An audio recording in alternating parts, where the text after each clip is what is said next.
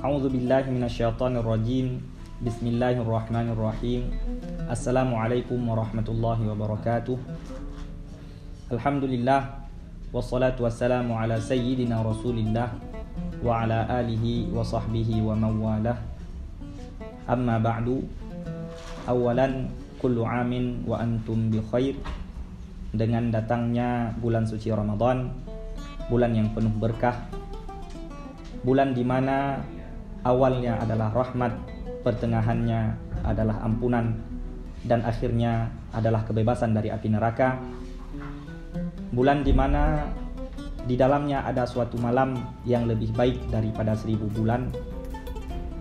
Bulan di mana Allah menurunkan Al-Quran kalamullah sebagai petunjuk bagi seluruh umat manusia. Di awal bulan ini, mari sejenak kita ingat kembali firman Allah Subhanahu wa taala dalam surat Al-Baqarah ayat 183. A'udzu billahi minasyaitonir rajim. Bismillahirrahmanirrahim. Ya ayyuhalladzina amanu kutiba alaikumusshiyam kama kutiba alal ladzina min qablikum la'allakum tattaqun. Shadaqallahul azim. Wahai orang-orang yang beriman, telah diwajibkan kepada kamu berpuasa sebagaimana diwajibkan kepada orang-orang sebelum kamu agar kamu bertakwa. Ibadah puasa merupakan syariat yang agung, merupakan salah satu dari 5 rukun dan pondasi syariat Islam yang Allah Subhanahu wa taala wajibkan kepada kaum muslimin pada bulan Sya'ban tahun kedua Hijriah, sebagaimana termaktub dalam Al-Majmu' Syarhil Muhadzab oleh Imam Nawawi. Oleh karena keagungan ibadah dan bulan yang mulia ini, maka seyogyanya kita kaum muslimin mempersiapkan menyambut bulan ini dengan sebaik-baiknya. Di antara hal-hal yang perlu kita persiapkan, yang pertama sekali adalah niat yang benar. An-niyatus shadiqah. Rasulullah sallallahu alaihi wasallam bersabda, an Amiril Mu'minin Abi Hafs Umar bin Al-Khattab radhiyallahu taala anhu wa ardhah, sami'tu Rasulullah sallallahu alaihi wasallam yaqul, innamal a'malu binniyat wa innama likulli imri'in ma nawa. Hadis diriwayatkan oleh Imam Bukhari dan Imam Muslim dari Sidna Umar bin Khattab. Rasulullah SAW bersabda bahwasanya segala amal perbuatan itu tergantung kepada niatnya. Wa innama likulli imri'in ma nawa, dan bagi setiap orang itu apa yang dia niatkan, balasan yang dia dapatkan sesuai yang dia niatkan. Oleh karenanya, niat adalah hal terpenting dalam ibadah, karena dengannya balasan dari amalan tersebut akan diukur. Selanjutnya, berkaitan dengan datangnya bulan puasa ini, hal juga yang perlu kita persiapkan adalah menyambutnya dengan hati gembira, dengan mengagungkan bulan mulia ini karena Allah Subhanahu wa taala dan Rasulnya mengagungkannya. Allah Subhanahu wa taala berfirman, "Dzalika wa may yu'azzim hurumatillah fahuwa khairul lahu 'inda rabbih." Wa fi ayatin ukhra, dalam ayat yang lain, dzalika wa may yu'azzim sya'airallah fa innaha min taqwal qulub. Demikianlah perintah Allah, dan barang siapa yang mengagungkan syiar-syiar Allah, barang siapa yang mengagungkan hal-hal yang terhormat dalam agama, maka itu lebih baik baginya di sisi Tuhannya. Di ayat yang lain, maka sungguh itu bersumber dari hati yang bertakwa. Yang mana takwa ini merupakan hal yang ingin kita capai dengan berpuasa. Hal yang perlu kita persiapkan selanjutnya adalah taubatan nasuha. Dikarenakan sebagaimana kata para ulama bahwa dosa itu menghalang kita dari taufik Allah Subhanahu wa taala.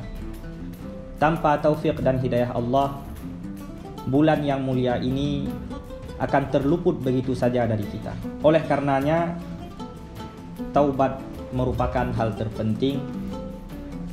Nabi Muhammad SAW yang maksum terpelihara dari dosa bahkan bertaubat dan beristighfar kepada Allah Subhanahu wa taala dalam sehari 100 kali bahkan lebih. Demikian pula dengan dosa-dosa kita yang berkaitan dengan manusia. Setelah kita bertaubat kepada Allah dari dosa tersebut, maka ada hak saudara kita yang kita ambil perlu kita kembalikan. Ada kehormatan yang kita rendahkan perlu kita kembalikan. Oleh karenanya, di awal bulan yang mulia ini, mari kita saling memaaf-maafkan dengan sesama kita dan mari kita bertaubat dengan sebenar-benar taubat kepada Allah Subhanahu wa taala.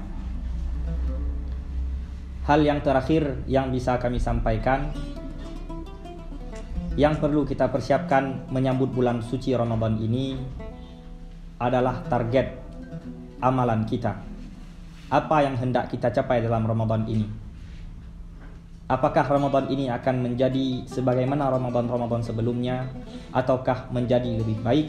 Itu ditentukan oleh rencana dan niat kita serta usaha kita untuk mewujudkannya. Di antara amalan yang sangat dianjurkan adalah membaca Al-Quran dan mengkhatamkannya. Dalam riwayat Rasulullah SAW, setiap kali datang Ramadan, beliau SAW mengkhatamkan Al-Quran setidaknya 2 kali dengan malaikat Jibril alaihissalam. Begitu juga para ulama kita dapatkan dalam riwayat bahkan sampai meninggalkan majelis ilmunya demi mengkhususkan diri untuk membaca Al-Quran. Padahal mengajarkan ilmu, membuka majelis ilmu salah satu ibadah paling utama. Tetapi ketika Ramadan tiba, para sahabat, para ulama, salafus salih ingin memfokuskan diri terhadap kalamullah. Karena Ramadan ini adalah bulannya Al-Quran, bulan diturunkannya Al-Quran.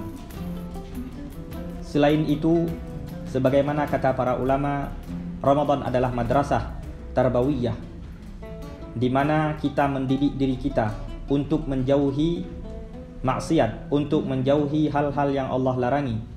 Karena itu adalah hakikat takwa.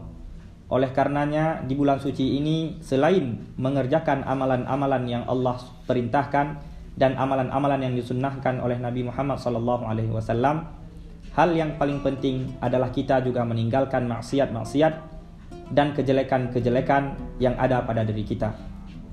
Dalam sebuah hadis Rasulullah SAW bersabda, "Man lam yada' qaulaz zur wal 'amala bihi wal jahl, falaysa lillahi hajatun ay yad'a ta'amahu wa syarabah."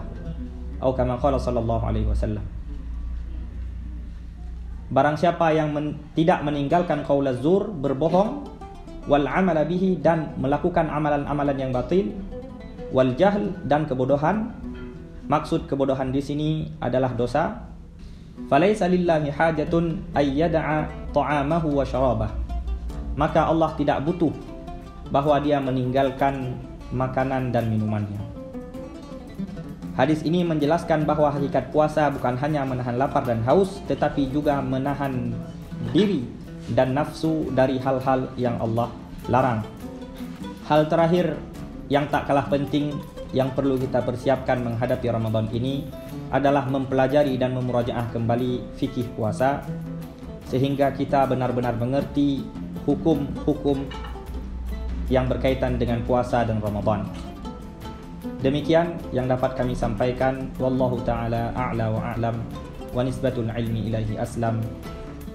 Wa sallallahu ala sayyidina Muhammadin wa ala alihi wa sahbihi wa sallam. Subhanakallahumma wa bihamdika nashhadu an la ilaha illa anta nastaghfiruka wa natubu ilaik. Assalamualaikum warahmatullahi wabarakatuh.